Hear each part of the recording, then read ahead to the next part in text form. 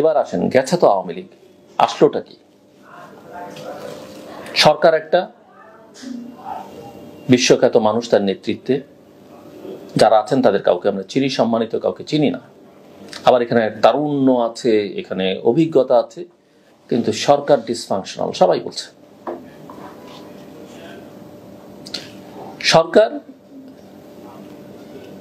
আপনি ধরেন আমার শরীরের সমস্ত রক্ত দূষিত, তা আপনি আমার শরীর থেকে যদি সমস্ত রক্ত বের করে নেন, আমি কি বাঁচবো? আপনি যদি আমাকে মারতে চান তাহলে আলাদা কথা, আমি বাঁচবো না, আপনিও বাঁচবেন না। এটা একটা প্রক্রিয়া আছে, আপনি সব একবারে বের না করে কিভাবে কিভাবে ঠিকঠাক করতে হবে সেটা কিন্তু একটা প্রক্রিয়ার মধ্যে যেতে হবে। আমরা এখন দেখছি কি আমাদের দেশের রাজনীতির কোনো খবরাখবর নেই। বিএনপি এখন ভাবতে শুরু করেছে যে তাদেরকে মাইনাস করবার প্রক্রিয়া চলছে। দেশের একটা অন্যতম বড় রাজনৈতিক শক্তি, আজকে নির্বাচন হলে তারা ক্ষমতায়, কাল হলে তারা ক্ষমতায় যাবে। যত ম্যানিপুলেশনে আপনি করেন না কেন, এটা ঠিকই রাখতে পারবেন না। ভালো করবে কি খারাপ করবে ক্ষমতাকে সেটা পরের কথা। তারা মনে করে আপনি মানে সরকার তাদেরকে মাইনাস করবার প্রক্রিয়া আছে। অর্থনীতির কথা বলছি, ভালো না, প্রাইস হাইক অস্বাভাবিক, মানুষের জীবন অতিষ্ঠ। ব্যাংকে টাকা নেই, বিদেশ থেকে টাকা আনবেন, সেই টাকা ফেরত দিতে হবে, আবার টাকা আসবে কিনা সেটা নিয়ে আমার যথেষ্ট সংশয় আছে, কারণ পলিটিক্যাল স্ট্যাবিলিটি না দেখলে কেউ টাকা দিতে চাইবেন না। আপনি যত খ্যাতিমানই হন না কেন, আপনি যত বন্ধুত্বের সম্পর্কেই থাকুন না কেন, এটা হবে না। টাকা কেউ কাউকে এমনি দেয় না, অত ঝুঁকি নিয়ে দেয় না। আর বৈদেশিক সম্পর্ক সেটা স্বার্থের সঙ্গে সংশ্লিষ্ট, এটা মাথায় রাখতে হবে। সো আপনি সবাইকে অপরাধী বানিয়ে ফেলছেন। আমার কথা হলো, আমিও অপরাধী হতে পারি, আপনি আমার তদন্ত করেন, সুনির্দিষ্ট অপরাধের জন্য বিচার করেন, কিন্তু আমার সমস্ত অ্যাক্টিভিটি যদি আপনি বন্ধ করে দেন। এটা বললে অনেকে আমাকে খারাপ বলে, আমি যাদের জন্য বলছি তাদের অনেককে আমি চিনিও না, তাদের সঙ্গে আমার কোনো সম্পর্ক নেই। আপনি কাউকে বিদেশ যেতে দিচ্ছেন না, অনেককেই কারণ অকারণে। আপনি ব্যাংক অ্যাকাউন্ট ফ্রিজ করে দিচ্ছেন, ব্যবসা বাণিজ্য চলছে না। বিদেশিরা বিনিয়োগ করতে চায়, যদি সেটা আপনার পছন্দের লোক না হয় বা আপনার কালো তালিকাভুক্ত হয়, আপনি বিদেশি বিনিয়োগ আসতে চাইলে সেটা কোনোভাবেই প্রবেশ করতে দিচ্ছেন না, এবং যেটা আগে থেকে বিনিয়োগ ছিল সেই বিনিয়োগের কন্টিনিউশন থাকছে না, অনেক ক্ষেত্রে সম্পর্কগুলো ছিন্ন হয়ে যাচ্ছে।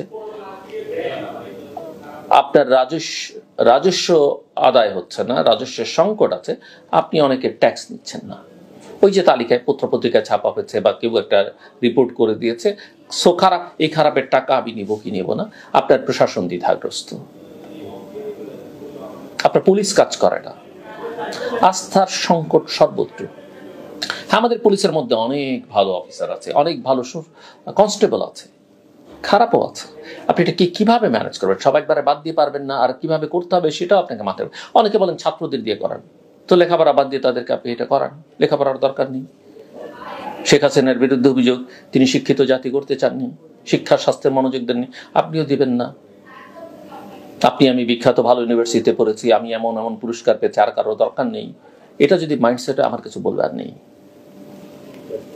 পুলিশ নিয়ে সাম্প্রতিককালে, আমার তো আগের সরকারের আমল অভিজ্ঞতা, সাম্প্রতিককালে আমার ব্যক্তিগত অভিজ্ঞতার যদি কথা বলি, অনেক অবাক হবেন। কোনো একদিন সুযোগ পেলে সেটাও বলবো। এত ত্যাক্ত তিক্ত অভিজ্ঞতা। পুলিশ কোথায় তারা নিয়ে গেছে এবং সেটা এখন কন্টিনিউ করছে। কোনো মোটিভেশনাল কোনো অ্যাপ্রোচ কিন্তু কোথাও আমি দেখি না।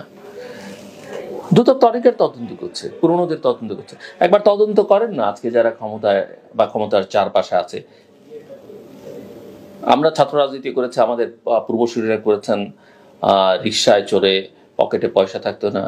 ছাত্রলীগ আওয়ামী লীগ ক্ষমতায় থাকার সময় আমরা আলোচনা করেছি, তারা হেলিকপ্টারে ঘোরে, তাদের বাড়ি আছে, গাড়ি আছে, এটা আছে ওটা আছে, লাক্সারিয়াস লাইফ লিড করে।